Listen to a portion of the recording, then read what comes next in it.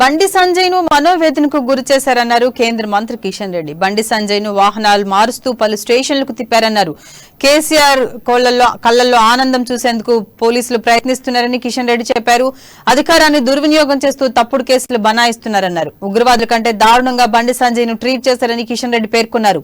కేసీఆర్ దుర్మార్గపు పాలనకు ఇది పరాకాష్ట అని చెప్పారు. పరీక్ష మొదలైంది 9:30 సంజయ్ కి ఫోన్ 11:30 వచ్చిందన్నారు. పరిపాలన వైఫల్యాలను భారతీయ జనతా పార్టీ ప్రశ్నిస్తుంది కాబట్టి గత అనేక రోజులుగా ఈ రకమైనటువంటి కుట్రలు కుతంత్రాలకు టిఆర్ఎస్ పార్టీ తన చేతుల్లో అధికారం ఉంది కాబట్టి అధికారాన్ని దుర్వినియోగం చేస్తూ ఈరోజు తప్పుడు కేసులు బనాయిస్తా ఉన్నారు.